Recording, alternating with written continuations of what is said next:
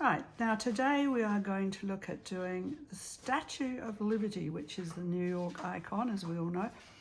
This one is part of our September icon challenge, which is the 7 wonders of the sketching world that Tony and I have come up with. Now, this is the Statue of Liberty as a very simple form. You will see on the website or the Facebook page the original sketches, which is literally an outline of that figure.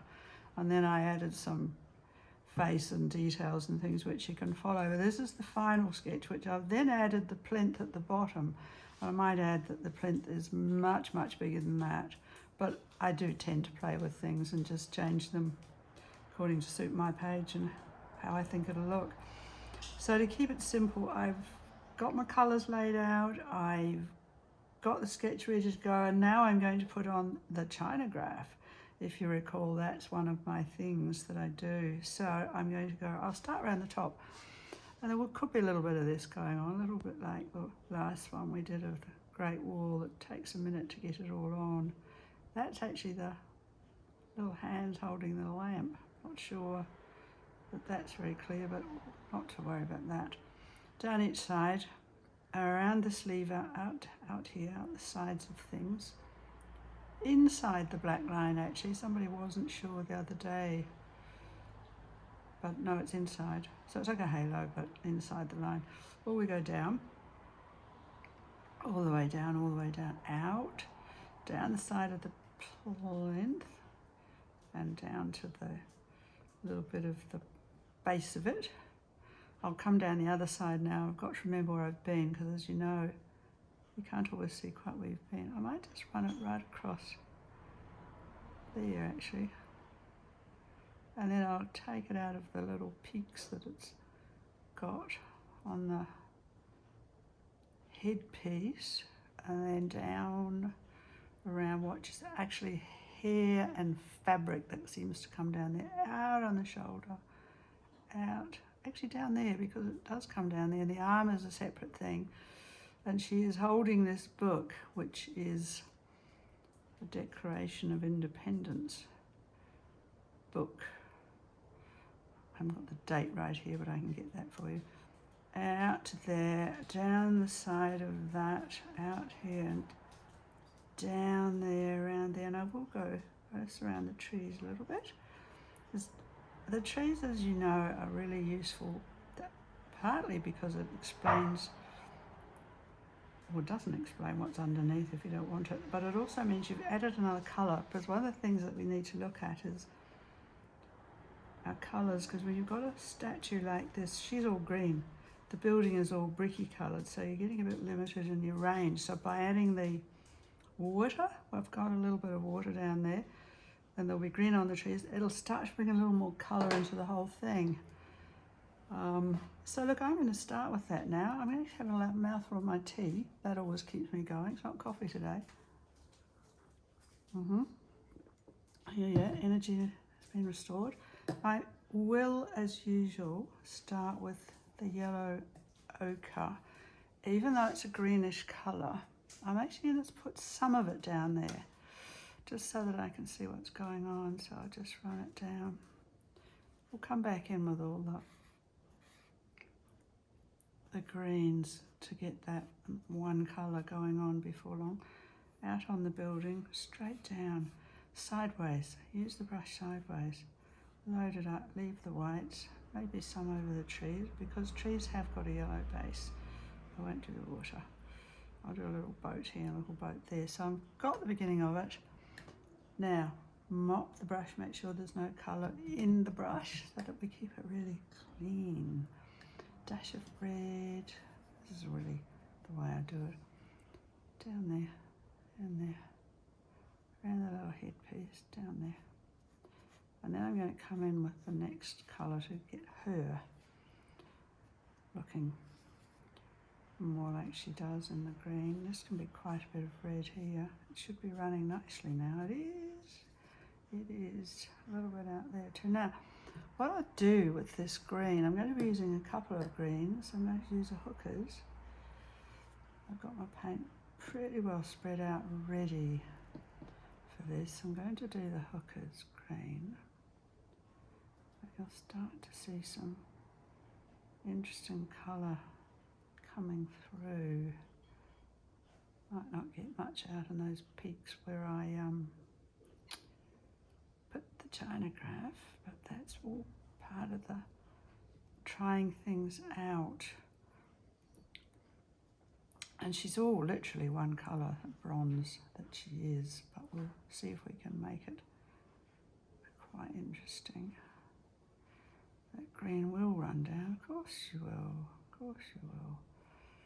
Then I think what I might add is some cerulean, you know that? Because this is, oh, she's actually not just a dark green thing. She's a bit like olive trees that have got a bluish colour in them, so I'm going to add a bit of that to get some depth into that around there, over there, around there.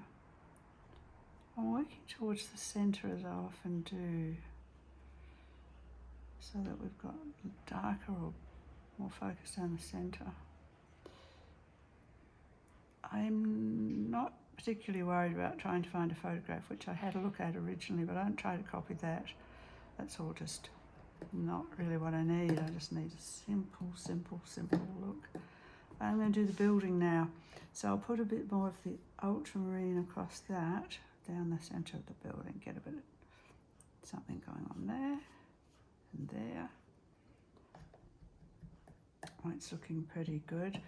Green for the trees. This is not going to take a lot of time. I often find that putting the paint on doesn't take that long. It's probably getting the sketch down that takes the time. By the time you plan and decide what's going to go where, by the time you get all that done, the colour is almost dictates itself. Now I'm going to put a bit more of the hookers green into those trees, just at the base of them, so we've got a little more depth. I like how it's running down, that's nice, like that. Comes to the base. That's the reason I keep the book up. It's doing that work for me. While I drop things on, I can be doing something else, and it will do the job. So I'm going to put the water in. I might make one of those little boats. They're quite yellow. There's a mad little yellow taxi things run around on the harbour in New York. I don't know if they still are, but I don't know. And then this one's going to be a bit more of a blue boat over here, and I might put a bit of red on the top of it. Yeah, out with that. I'll put some red on the other part of it. So it suddenly does get a little more colour overall. That's the thing about choosing a one-coloured icon. You've got to decide how you're going to give it life with your other colours. And I'll put a little bit of red in there. It might run in. Chinagraph's doing its thing, definitely. All right, cerulean. Here we go with cerulean. Let's see. Make sure I've got enough colour in it. Oh yes. That is actually part of the building, so I'm going to come down to here.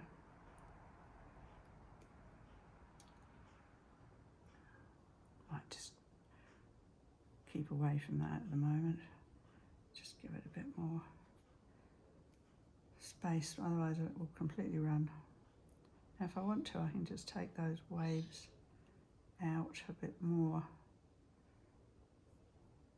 like that. Yeah, just a few little shapes, that'll be all right. I'll come down to there. Now, what I'll do is my cobalt sky will come in around her a little bit. I haven't done anything much about the background because it is actually sky. Seriously. If you're down a bit lower, you'll see all the big tall buildings in the background, but from where I was, you're looking up at her and you're not seeing much beyond anyway. I don't want to complicate it too much. Just want to get the lady in. Okay. Out to there. Keep away from the other blue if possible, even though they look similar, they're not quite. Not really. little space in there around the little peaks on the coronet. Might go around there. Won't go all the way because I'm generally not looking to do a complete outline. It's just more of a light and dark where I see little spaces where it can be put in. It's getting quite strong. That's all right. As you know, nothing matters. Doesn't really, does it?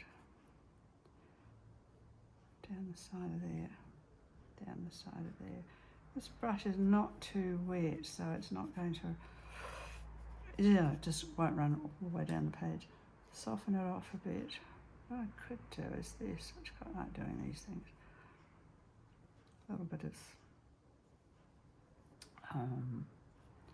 cloud, clean brush, run it down, soften it off.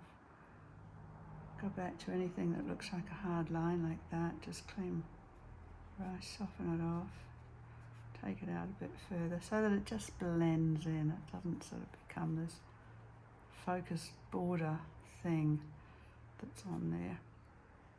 Just make sure when you wash your brush, you don't put it in your tea. Very easy to do. Nearly did. Mainly because you don't look at it at the time. You know where the water is, so out goes the brush, and then you go, oh my gosh, I have tea on my brush, which can make a nice painting. Soften that off. Look at it from step away a bit. I think I'm okay on that. I just put a bit out there. I soften that off really. But I quite like that focus. Now what I would probably like to do is add a little more strength. I'll put a little more of the colour of the sky. I'll go around here. I like to bring it right up against the other object so that it steps it back a bit. It brings the object forward and the background will give it some dimension, which is what we're looking for. Looking for dimension. There we go. Soften that. Might go there, who knows? Yeah, maybe. Now what I'm doing is I'm sort of leaning back so that I can look at it and go, do I have enough in it? I actually might put a little more hookers down it again. She's quite strong, but in a funny way, sometimes when the lighting is on this statue, she seems almost light because she gets so much reflection from all of those creases that come in the metal garment she's wearing. I might just go in there a little bit. What I'm not doing, you may notice, is I don't really worry about all the shadows in between things.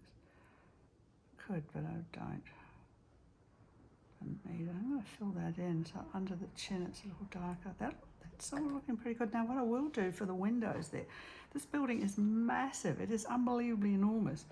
If you can just visualize that there are people on these little boats down here, you start to get a sense of the scale. But I haven't used my purple, so I'm going to bring in that in these windows just here. Just a little bit in there. A little bit in there. This is a doorway sort of a thing. There's some window things there too. Yeah. That might be a bit strong. I'll come back if I'm not happy and I just take a little bit off. Take it off. Take it off. I don't want that to dominate. I don't want it so that when I look at the sketch, all I see is those purple things. It's got to have a focus going all the way down. I'm actually thinking that's probably all. I don't know that I'd do any more than that. So look, enjoy that. Have a try of it yourself. And good luck with it. Let's see them.